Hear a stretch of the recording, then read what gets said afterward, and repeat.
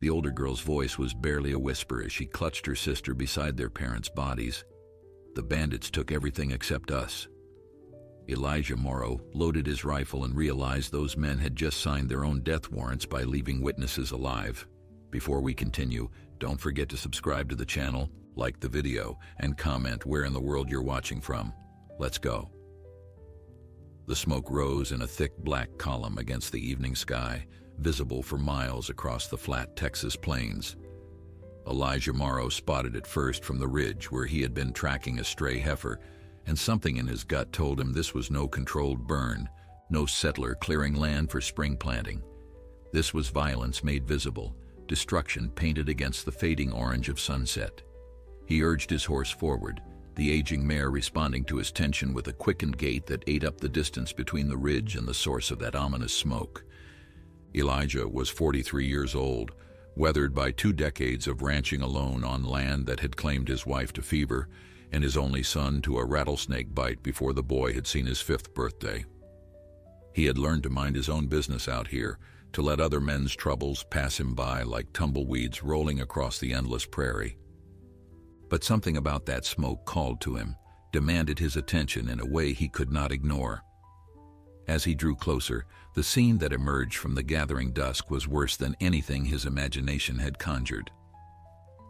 A covered wagon lay on its side, flames consuming the canvas top and licking hungrily at the wooden frame beneath. Scattered around it were the remnants of a family's hopes and dreams, clothing and cookware strewn across the dirt like offerings to some cruel and indifferent god. 2 bodies lay motionless near the wagon, a man and a woman, their positions suggesting they had died trying to protect something more precious than possessions. Elijah dismounted slowly, his hand moving instinctively to the Winchester rifle that hung from his saddle. His eyes swept the area, searching for any sign of the men who had done this terrible thing. But the perpetrators were long gone, vanished into the vast emptiness that surrounded them on all sides. Only then did he hear it, a small sound nearly lost beneath the crackling of flames and the whisper of wind through prairie grass. A whimper, barely human, coming from a depression in the earth perhaps 20 yards from the burning wagon. He approached cautiously, rifle raised, years of frontier survival having taught him that desperation could make weapons of even the smallest hands. What he found when he reached the shallow hollow stopped him cold, his breath catching in his throat as if someone had struck him square in the chest. 2 girls huddled together in the dirt, their arms wrapped so tightly around each other that they seemed to form a single trembling creature. The older one, perhaps 10 or 11, had positioned her body between her sister and the world, her small frame a shield against horrors no child should ever witness. Her face was streaked with soot and tears, her brown hair tangled and wild, but her eyes, those eyes burned with a fierce protective fire that Elijah recognized from his own mirror on the darkest nights of his life. The younger girl, maybe 7 or 8, pressed her face into her sister's shoulder, refusing to look at the stranger who had appeared before them. Her small body shook with silent sobs, each tremor passing through her like waves across still water. Elijah lowered his rifle slowly, his movements deliberate and visible. He had seen wounded animals react with violence when approached too quickly, and he suspected these children were wounded in ways that went far deeper than any physical injury. He crouched down, making himself smaller, less threatening, though he knew his weathered face and sun-darkened skin probably made him look like just another danger in a world that had already proven itself merciless. The older girl spoke first, her voice cracked and hollow but steady with a courage that seemed impossible given what she had witnessed. "The bandits took everything," she whispered, the words carrying the weight of a confession, an explanation, an accusation all at once. "They took Mama and Papa and the horses and the food and everything we had." Her arms tightened around her sister, and Elijah saw her chin lift slightly, defiance mixing with despair in a combination that broke something inside him he had thought was already thoroughly broken. "Except us," she continued. "They left us. Did not want us, I suppose." Elijah felt the familiar weight of his rifle in his hands, the smooth, worn wood of the stock, the cold certainty of the metal barrel. He had carried this weapon for 20 years, used it to hunt game and ward off predators both animal and human. He had thought himself done with vengeance, done with the kind of righteous anger that led men to make choices they could not unmake. But looking at these two girls, these orphaned children cast aside by men who had stolen everything else from them, he felt something ancient and terrible stir in his chest. That was their mistake, he said, and his voice came out rougher than he intended, scraped raw by emotions he had buried so deep he had forgotten they existed, leaving you alive to tell me which way they went.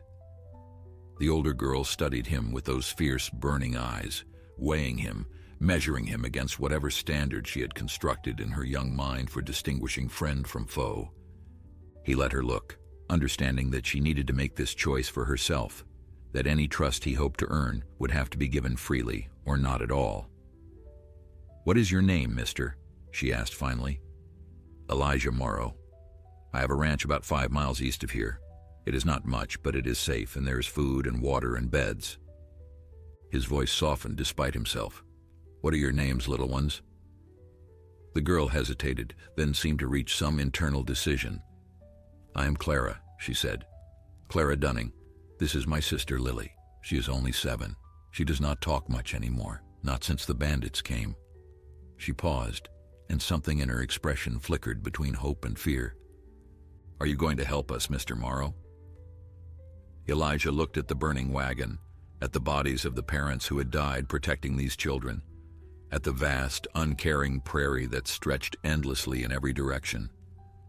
He thought about his empty ranch house, the silence that had become his only companion, the years he had spent convincing himself that solitude was perfection from further loss. Then he looked back at Clara and Lily, at the desperate courage shining through their terror, and he made a choice that would change everything. "I am going to do more than help you," he said quietly. "I am going to find the men who did this, and I am going to make them pay for every moment of fear they caused to you. But first, we need to get you somewhere safe and warm. Can you stand?" Clara nodded, pulling her sister gently to her feet. Lily finally lifted her face from her sister's shoulder, revealing eyes red from crying and a small mouth pressed into a thin, determined line. She did not speak, but she looked at Elijah with an expression that seemed to ask a question he understood without words. "You are safe now," he told her, hoping it was true, praying he could make it true. "I give you my word on that."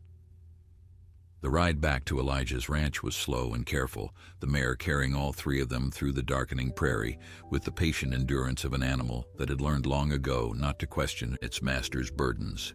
Clara sat in front of Elijah, her small hands gripping the saddle horn with white-knuckled determination, while Lily pressed against her sister's back, her arms wrapped around Clara's waist and her face buried once more in the fabric of her sister's dress. Elijah kept his rifle balanced across his thighs, his eyes constantly scanning the horizon for any sign of movement.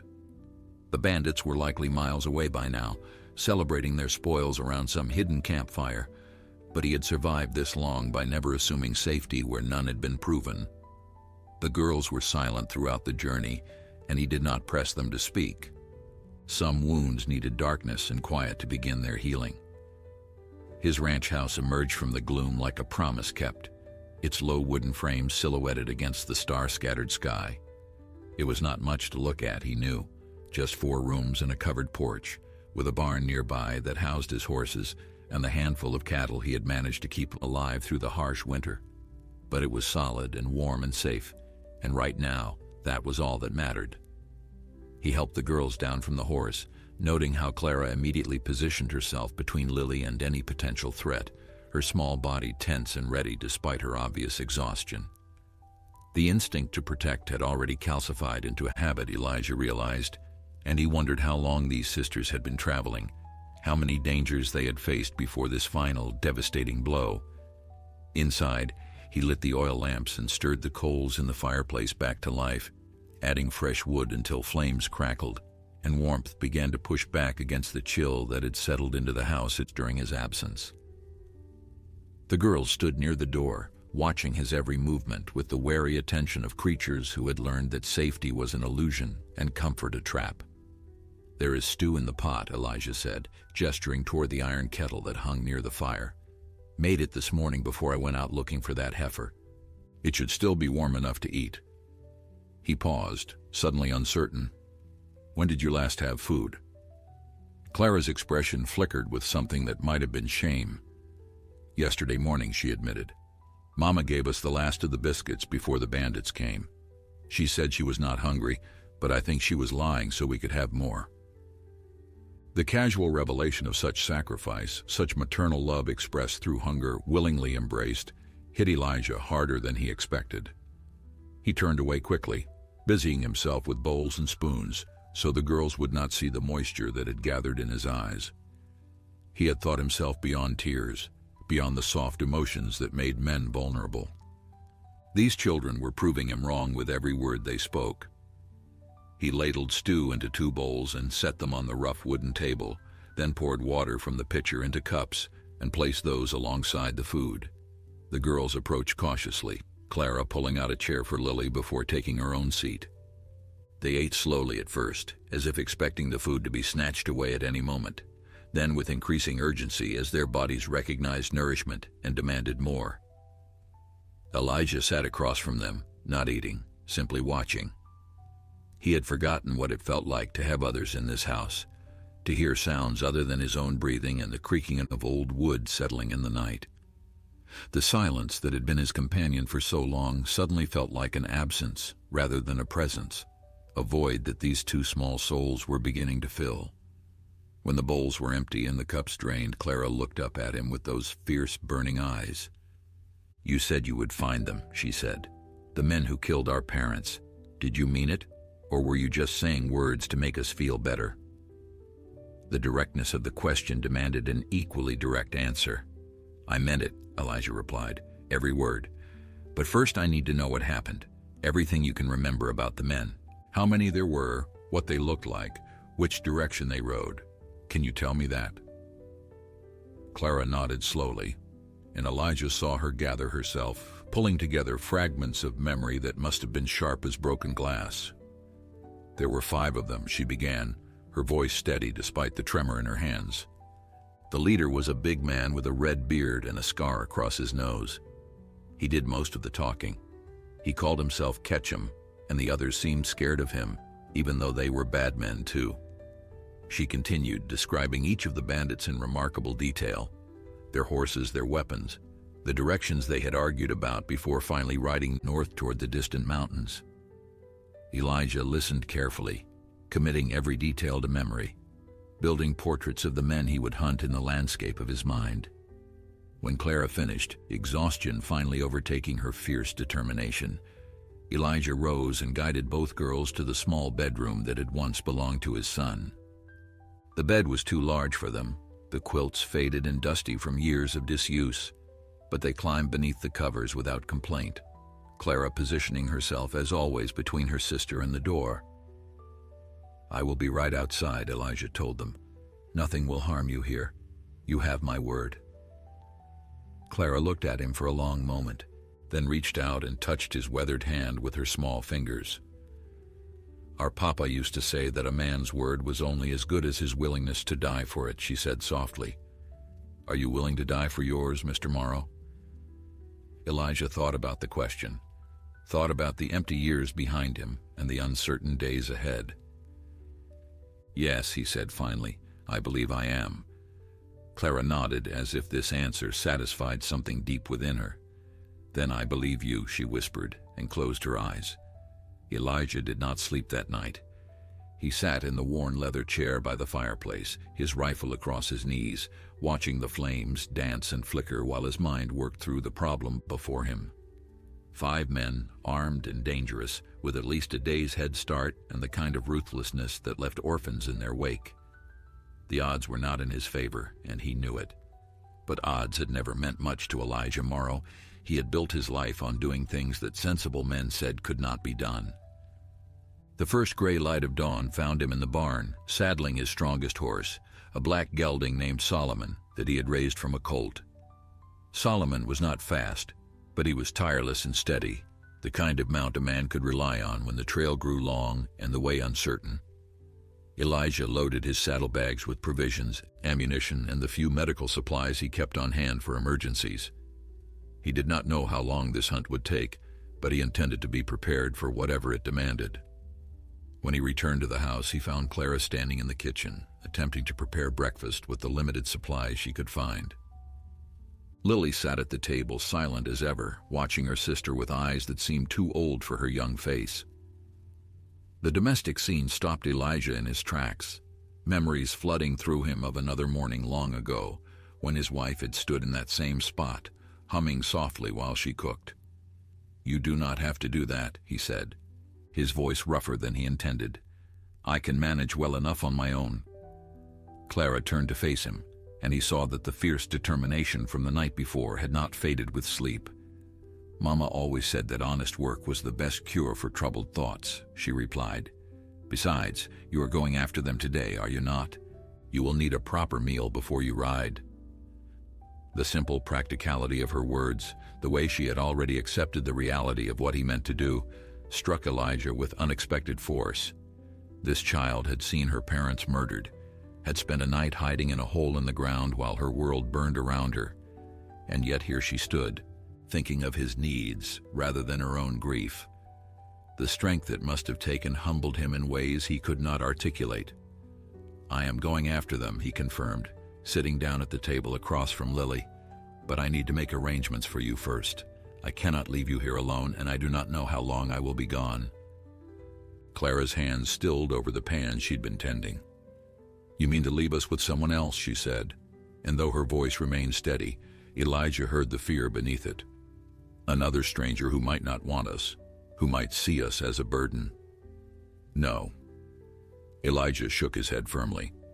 "I mean to ask a neighbor to stay here with you, in my house, until I return. Mrs. Harlow is a widow who lives about 3 miles south. She is kind and capable, and she will not see you as a burden. She lost her own children to the cholera outbreak years ago. She understands what it means to grieve." The tension in Clara's shoulders eased slightly, though her expression remained guarded. "And if you do not return," she asked quietly, "what happens to us then?" It was a fair question, and Elijah owed her an honest answer. "If I do not return," he said slowly, "Mrs. Harlow will see that you are cared for. I have no living family, and this ranch will need to go to someone. I will leave instructions that it passes to you and your sister if the worst should happen." He paused, meeting Clara's eyes directly. "But I intend to return, Clara. I did not survive 20 years on this land just to die chasing bandits through the mountains." Clara studied him for a long moment, then nodded slowly. "Mama used to say that intentions were just prayers without the faith behind them," she said. "But I think you have faith, Mr. Morrow. I think maybe you have more faith than you know." Before Elijah could respond, a small voice spoke from the other side of the table. It was the first sound Lily had made since he found them, and it startled all 3 of them into stillness. "Will you bring them back?" she whispered, her words barely audible. "The bad men. Will you bring them back to hang?" Elijah looked at the younger girl, at her tear-stained face and trembling lips, at the desperate hope that shone through her fear. He thought about lying, about softening the truth to protect her from the harsh realities of frontier justice. But something in her eyes told him she had moved beyond the reach of comfortable lies, that she needed truth now more than comfort. "No," he said gently. "I will not bring them back. What they did to your parents, what they did to you, there is only one answer for that. Justice out here does not always wear a judge's robes or wait for a jury's verdict. Sometimes justice rides alone and speaks with a rifle's voice." Lily absorbed his words in silence, then nodded once, a small but definite movement. "Good," she said, and that single word carried more weight than any speech could have managed. Then she fell silent again, retreating back into whatever protected space she had constructed inside herself. Clara served breakfast, simple fare of eggs and biscuits that she had managed to prepare from Elijah's meager stores. They ate together in a silence that felt less awkward than Elijah would have expected. 3 wounded souls sharing a meal before the storm that was surely coming. After breakfast, Elijah rode to fetch Mrs. Harlow, explaining the situation in brief, careful words that conveyed the urgency without dwelling on the horror.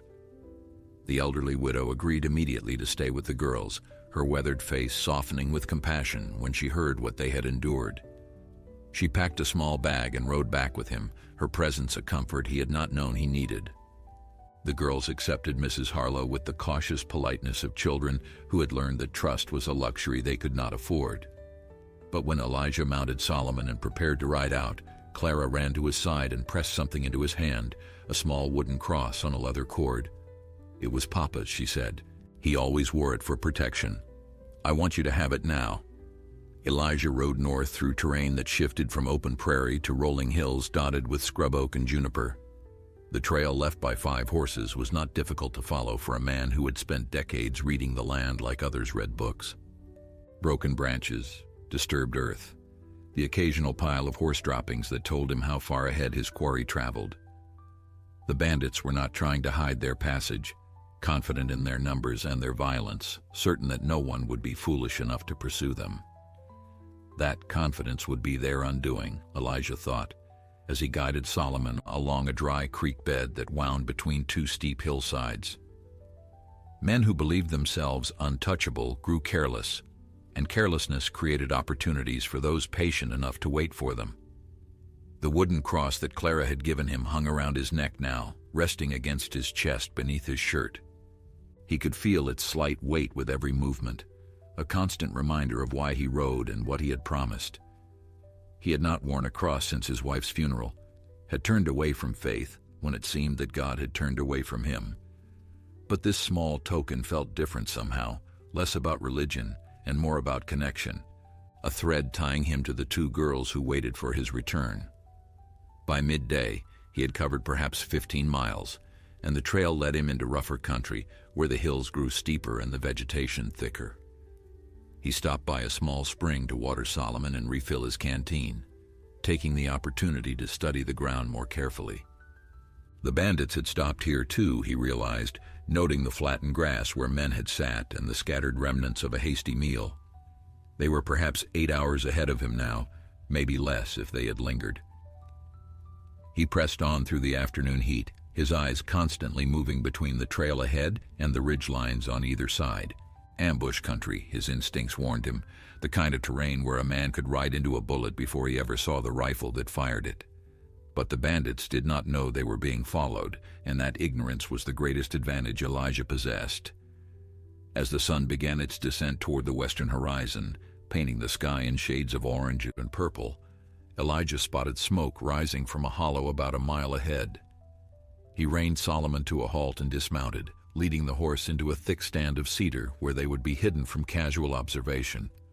Then he retrieved his rifle and began to move forward on foot, using every scrap of cover the land provided. The hollow opened before him like a natural amphitheater, ringed by steep walls on 3 sides with only a narrow entrance to the south.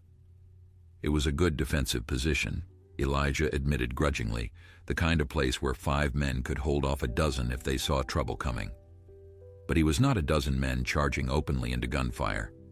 He was one man moving silently through the gathering darkness, and that made all the difference. He found a position among the rocks above the camp where he could observe without being seen. The 5 bandits sat around their fire, passing a bottle between them and laughing at jokes he could not hear. Their horses were picketed nearby, and scattered around the camp were items Elijah recognized from the dunning wagon. A trunk of clothing, cooking implements, a small chest that probably contained whatever valuables the family had possessed. The leader was easy to identify, just as Clara had described. A big man with a red beard and a scar across his nose, his voice carrying above the others with the casual authority of someone accustomed to being obeyed. Ketchum, Clara had called him, and Elijah fixed the name in his mind alongside the face, binding them together with the cold certainty of judgment. He could take them now, he knew. From this position, with the element of surprise, he could probably drop 2 or 3 before they even understood what was happening. But probably was not good enough when the stakes were his life and the future of 2 orphaned girls. He needed certainty, needed a plan that did not rely on luck or favorable odds. So he watched and waited, learning the rhythms of the camp, noting which men were alert and which were deep in their cups, observing the patterns of movement and the placement of weapons. The moon rose full and bright, casting silver light across the hollow and creating shadows that danced with the flickering firelight below. One by one, the bandits began to settle in for the night. 2 of them wrapped themselves in blankets near the fire, while 2 others took positions at the entrance to the hollow, presumably standing watch. Ketchum retreated to a small tent that had been erected near the rock wall, disappearing inside with the bottle and one of the saddlebags. Elijah noted that the watchmen were more interested in their own conversation than in scanning the darkness for threats. Their voices carried up to his position, crude jokes and complaints about the meager pickings from the wagon they had raided. One of them mentioned the girls, wondering aloud if they should have taken them along to sell in Mexico, and his companion laughed and said Ketchum did not deal in that kind of merchandise anymore, not since the trouble in Abilene. The casual discussion of human trafficking, of selling children as if they were livestock, sent cold fury racing through Elijah's veins. He had known these men were evil, had seen the evidence of their cruelty in the bodies of Clara and Lily's parents. But hearing them speak so carelessly about even darker crimes hardened something inside him that had already been forged in grief and tempered by loss. He backed away from his observation post, moving silently through the darkness until he reached the spot where he had left Solomon.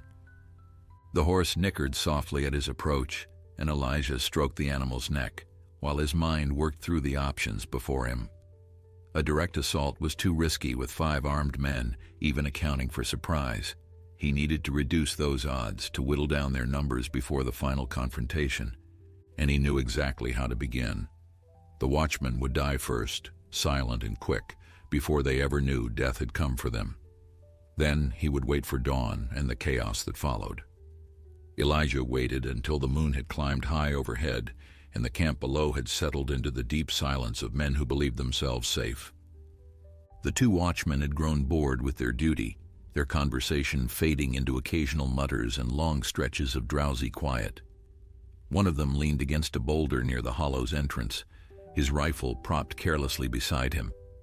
The other sat on a fallen log, his head nodding forward every few minutes before jerking back up in a futile battle against sleep. Moving through darkness was a skill Elijah had learned during the war, when survival often depended on becoming invisible, on flowing through shadows like water through cracks in stone. He left his rifle with Solomon, knowing that what came next required silence and close work. His knife was a better tool for this task, its blade honed sharp enough to split a hair and long enough to reach a man's heart.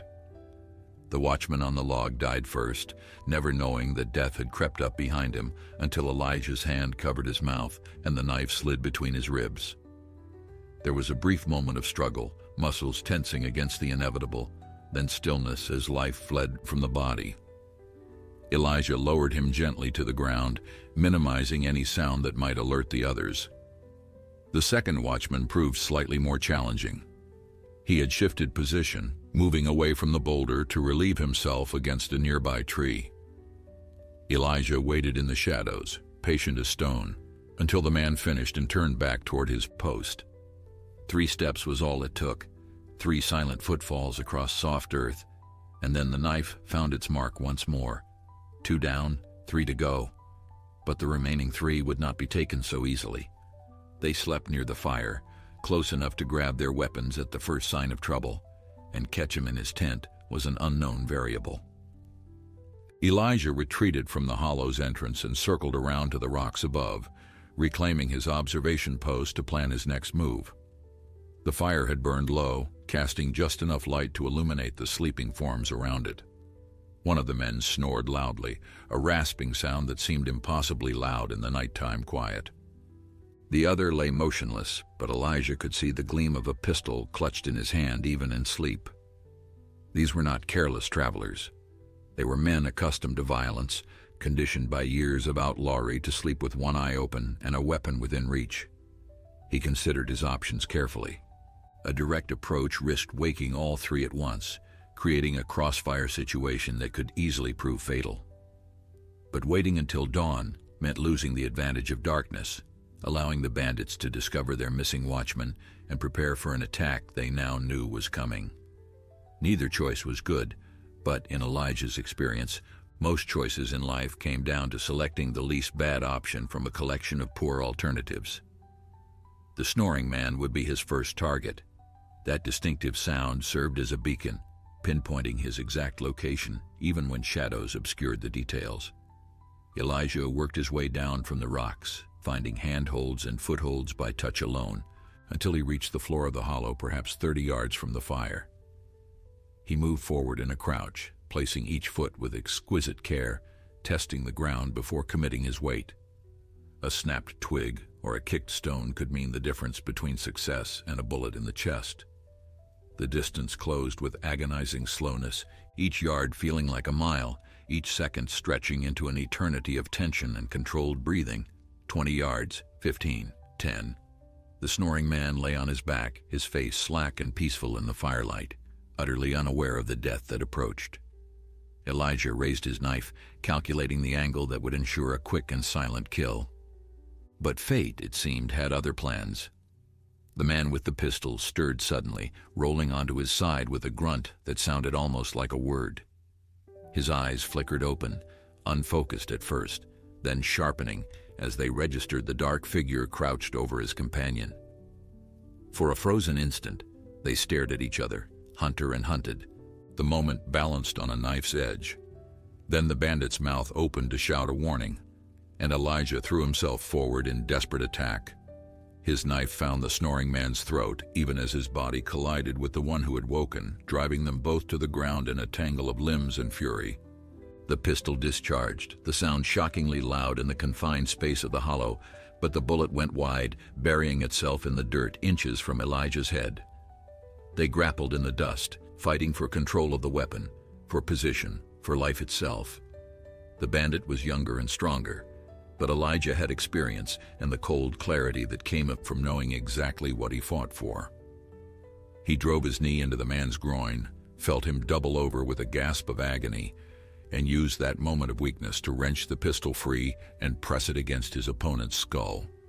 The shot that followed seemed to echo forever, bouncing off the hollow's walls until the whole world rang with its terrible announcement. Elijah rolled away from the body, bringing the pistol up to cover the tent where Ketchum had been sleeping. His breath came in ragged gasps, his heart pounding against his ribs like a caged animal fighting for freedom. For a long moment, nothing moved. The fire crackled softly, indifferent to the violence that had erupted around it. The bodies of 3 men lay in various attitudes of death, their blood soaking into earth that had witnessed countless such endings over the millennia. Then the tent flap stirred, and Ketchum emerged into the firelight with a rifle already raised to his shoulder. His red beard gleamed like copper in the flickering glow, and his scarred face twisted with rage as he surveyed the carnage that had been visited upon his gang.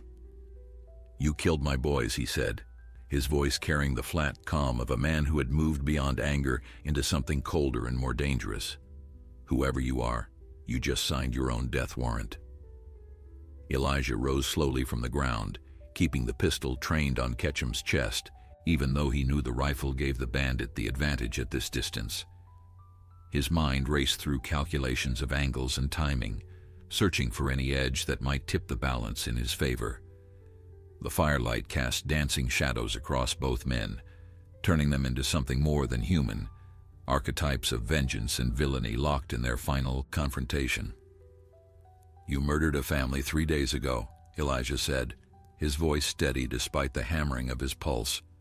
"A man and woman traveling west with their 2 daughters, shot them down like dogs and left their children to die in the wilderness." Ketchum's expression flickered with something that might have been recognition, though no remorse accompanied it. "We kill a lot of people," he replied with a shrug that seemed obscene given the subject matter. "Hard to keep track of them all. What's it to you anyway? They weren't your kin. They are now." Elijah felt the weight of Clara's wooden cross against his chest, drawing strength from its presence. "Those girls have no one left in this world except me, and I promised them I would find the men responsible and make them pay." A harsh laugh escaped Ketchum's throat, ugly and mocking. "So you're some kind of avenging angel, is that it? Riding out of the wilderness to deliver justice for a couple of orphan brats?" He shook his head slowly, the rifle never wavering from its aim. "I've killed better men than you for lesser reasons, stranger. What makes you think tonight will end any different?" "Because I'm not afraid to die," Elijah answered simply. And you are. The word struck something in Ketchum, a flicker of uncertainty that passed across his scarred features before being buried beneath layers of practiced cruelty. He shifted his weight slightly, adjusting his stance, and Elijah recognized the subtle preparation of a man about to pull a trigger. What happened next unfolded in fragments of motion and sound that would replay in Elijah's memory for the rest of his days. He threw himself sideways as Ketchum's rifle cracked, feeling the bullet tear through the air where his chest had been a heartbeat before.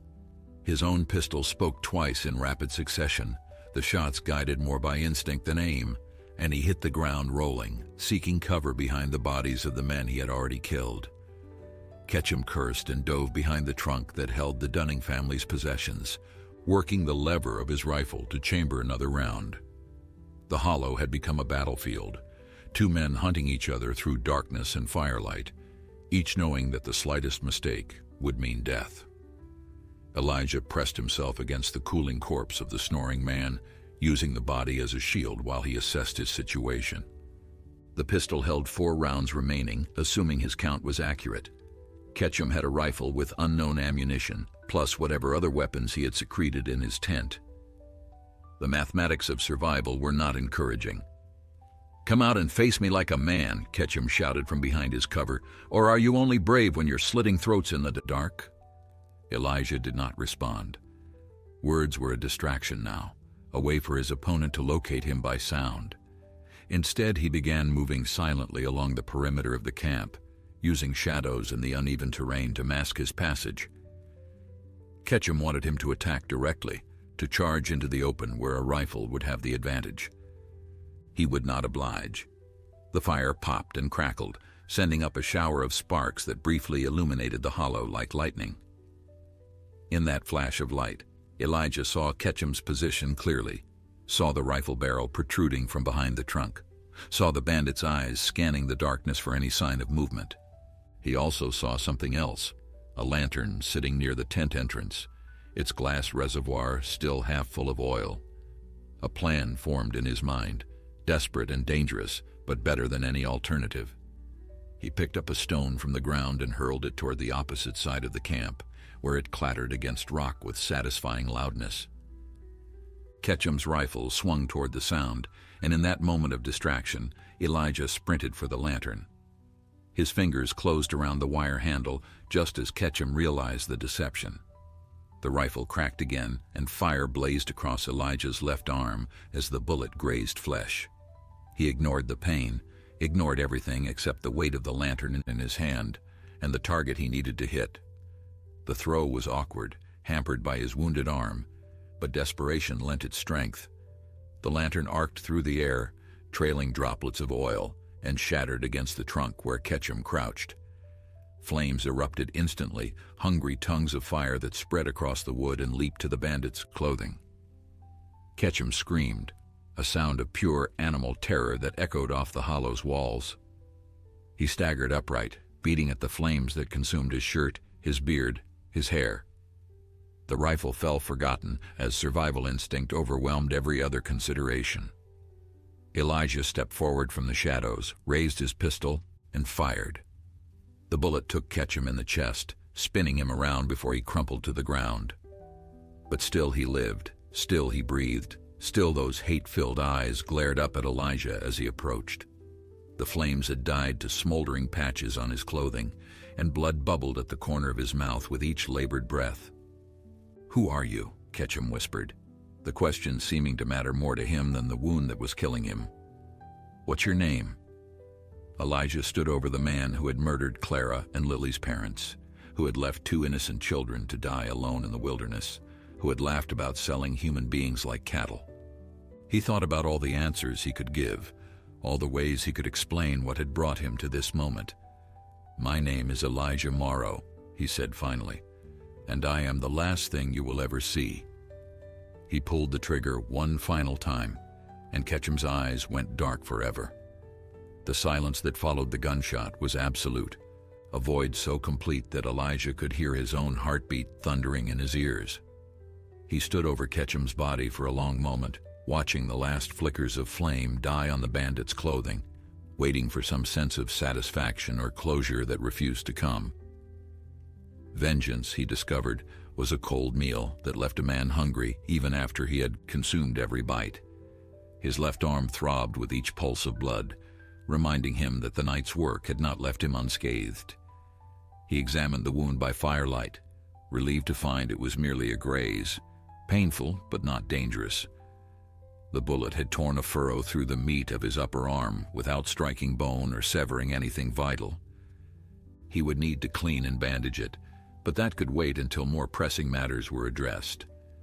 The hollow had become a charnel house, 5 bodies scattered across the ground in various attitudes of violent death.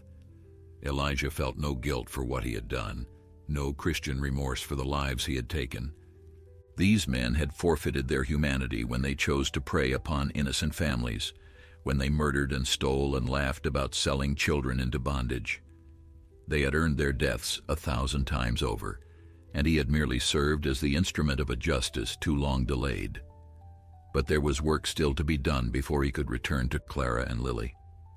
He moved through the camp methodically, gathering the items that had been stolen from the Dunning wagon.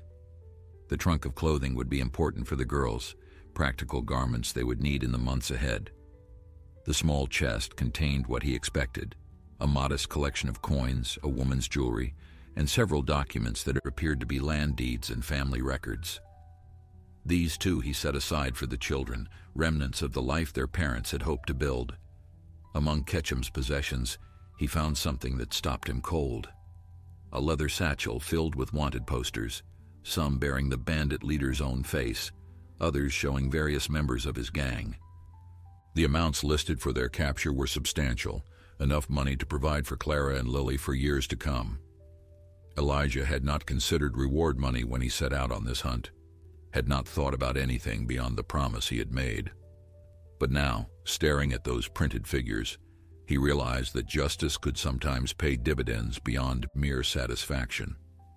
He gathered the posters carefully, making note of which bodies matched which faces. The authorities in the nearest town would need to verify his claims, would likely want to see the corpses before releasing any bounty. It was a grim business, but practical, and practicality had become Elijah's guiding star in the years since he lost his family. The horses required attention next. 5 animals, all in good condition, stood picketed at the edge of the camp.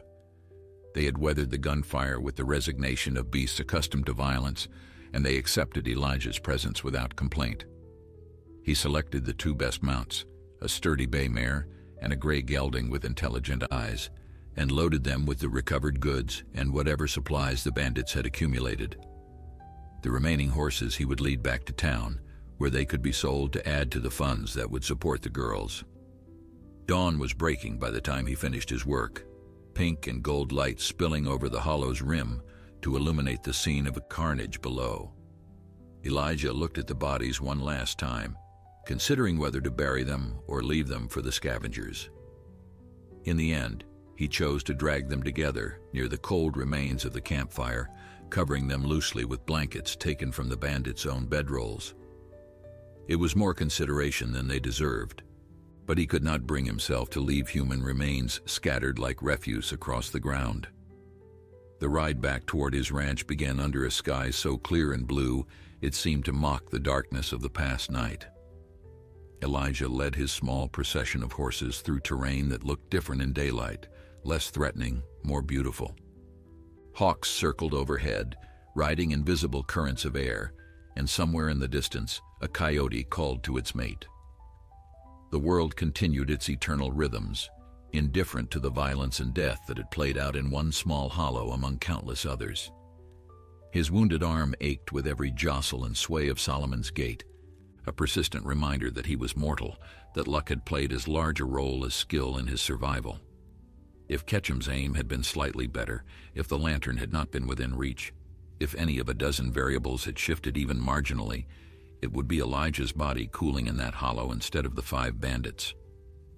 He thought about Clara and Lily waiting at the ranch, about the fear they must be feeling as hours stretched into days with no word of his fate. He thought about Mrs. Harlow, keeping her own counsel while wondering if she would need to find permanent homes for 2 orphaned girls. He thought about the promise he had made and the weight of responsibility that came with keeping it. The wooden cross hung against his chest, its presence a comfort he had not expected to find. Clara had given it to him for protection, believing in its power with the simple faith of childhood. Elijah did not know if faith had shielded him through the night's violence, did not know if God paid attention to the doings of men in isolated hollows on the Texas frontier, but he knew that something had carried him through, something beyond his own strength and cunning. Perhaps it was love, he thought, that most practical and impractical of forces. Love for two girls he had known for mere days, but had already come to think of as his own. Love for the chance to build something new from the ashes of all he had lost. The sun climbed higher, warming his back as he rode south toward home. The ranch appeared on the horizon late in the afternoon, its familiar silhouette sending a wave of relief through Elijah's exhausted body. He had been riding for nearly 10 hours, stopping only to water the horses and tend briefly to his wounded arm. The makeshift bandage he had fashioned from a strip of his own shirt had soaked through with blood, and a feverish heat had begun to build beneath the cloth. He would need proper medical attention soon, but that concern paled against his desperate need to see the girls, to confirm with his own eyes that they were safe. Mrs. Harlow spotted him first, emerging from the house with a shotgun in her hands that she lowered immediately upon recognizing his approach. She called something over her shoulder, words he could not hear across the remaining distance, and then two small figures burst through the doorway and came running in across the yard with a speed that seemed impossible for their size. Clara reached him first, skidding to a halt beside Solomon, with eyes that swept over him in frantic assessment. She took in the blood-stained bandage, the exhaustion carved into his features, the string of horses trailing behind him laden with recovered goods. Her face cycled through emotions too quickly to track, fear and relief, and something that looked almost like wonder. "You came back," she said, and her voice cracked on the words. "You actually came back." Elijah dismounted slowly, his wounded arm protesting the movement with a sharp lance of pain. He knelt in the dust of his own yard, bringing himself to the girl's level, and opened his arms without conscious thought. Clara crashed into him first, her thin body trembling against his chest, and then Lily was there too, pressing herself into the embrace with a desperation that spoke louder than any words she might have offered. They stood that way for a long moment, three broken people holding each other together against a world that had tried its best to tear them apart. Elijah felt moisture on his cheeks and realized with distant surprise that he was crying, something he had not done since the day he buried his son. The tears came silently, without sobs or gasps, as if his body had forgotten how to properly express grief and joy and was simply doing its best with limited resources. Mrs. Harlow approached quietly, her weathered face soft with understanding. She took in the scene without comment, then turned her attention to the practical matters that needed addressing. "That arm needs looking at," she said in a tone that brooked no argument, "and you need food and rest before you collapse. Girls, help me get Mr. Morrow inside." Clara pulled back from the embrace, her fierce eyes now bright with tears she refused to shed. "The men who hurt our parents," she asked, her voice barely above a whisper. "What happened to them?" Elijah met her gaze directly, knowing she deserved the truth and the closure it might bring. "They will never hurt anyone again," he said simply. "I made sure of that." The girl nodded once, a small but decisive movement that seemed to settle something within her. Then she took his uninjured arm and began guiding him toward the house, assuming the role of caretaker with a natural ease that made his heart ache. Lily followed close behind, her small hand finding its way into Elijah's larger one as they walked. Inside, Mrs. Harlow took charge with the efficient competence of a woman who had weathered her own storms and learned to navigate the aftermath. She cleaned and properly bandaged Elijah's wound, clucking her tongue at his improvised field dressing, but offering no criticism of his overall condition.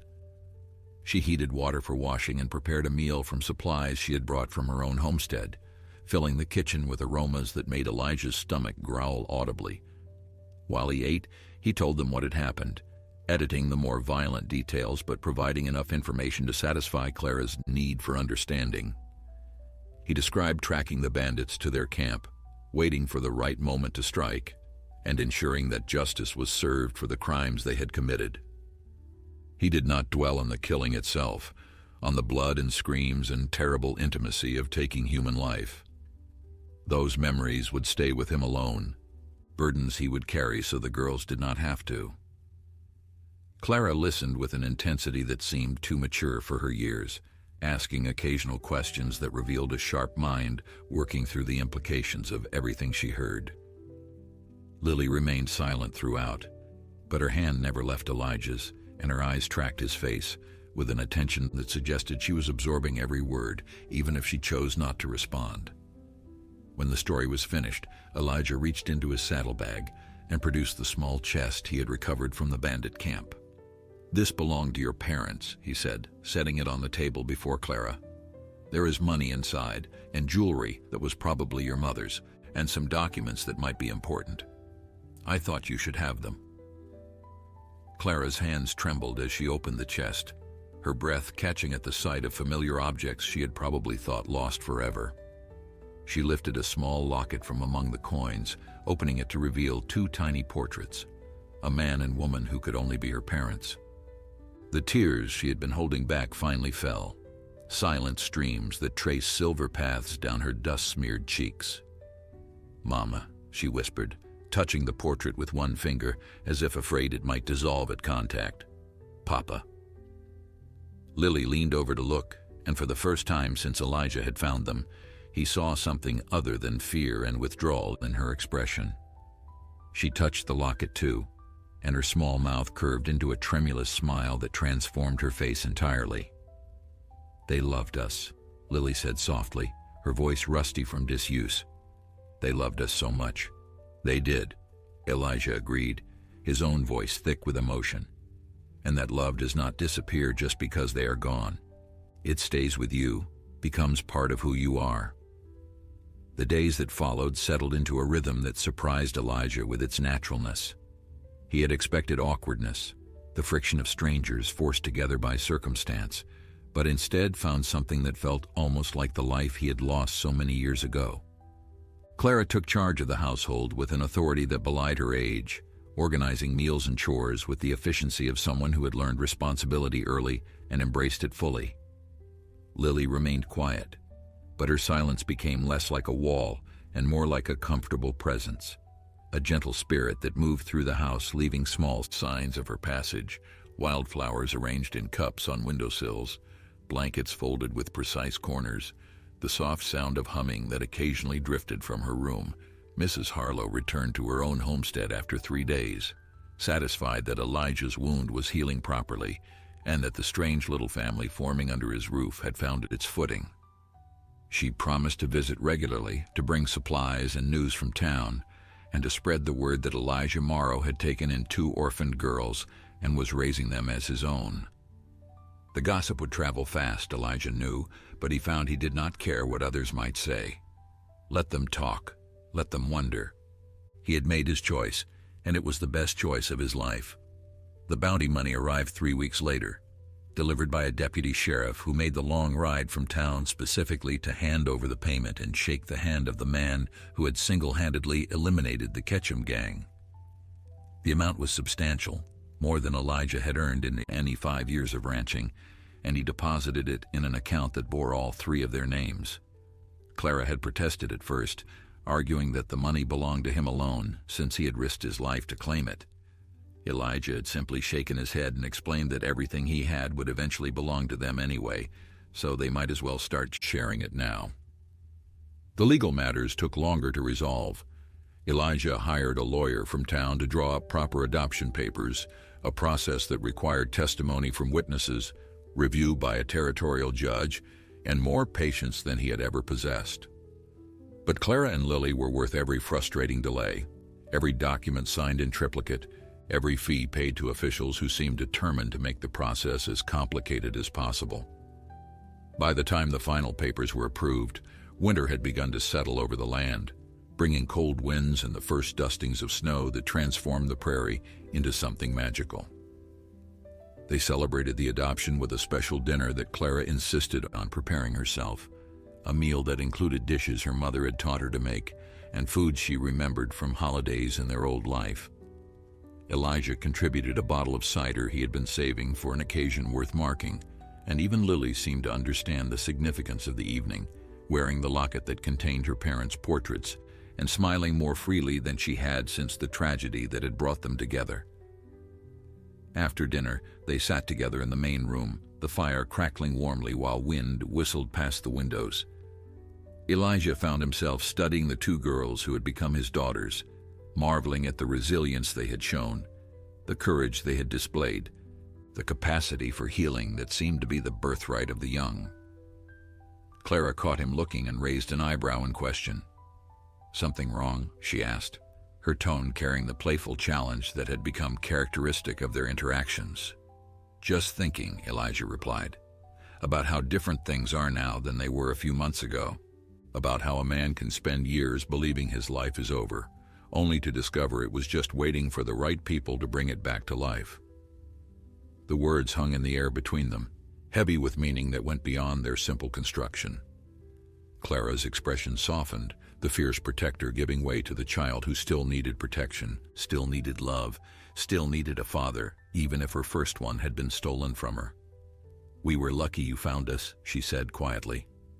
"Lucky you were the kind of man who would not ride past trouble when he could do something about it." Elijah shook his head slowly. "I am the lucky one," he corrected. "You girls gave me a reason to keep going, to be something more than just a bitter old rancher waiting for his time to run out." He paused, searching for words that could express what he felt without overwhelming them. "Your parents raised you well. They gave you strength and courage and the kind of hearts that can survive anything.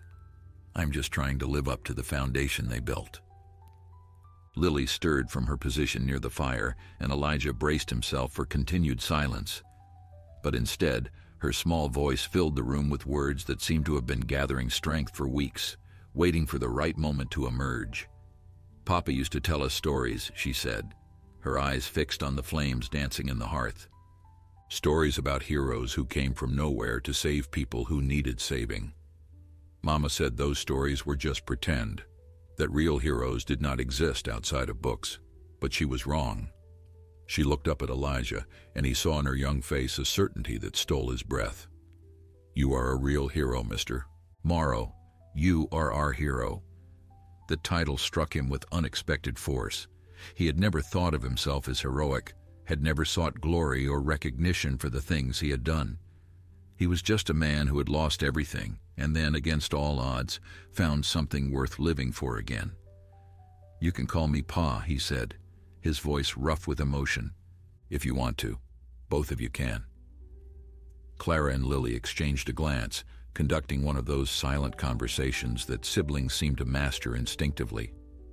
Then Clara nodded, and a smile spread across her face that transformed her from a fierce young warrior into the child she deserved to be.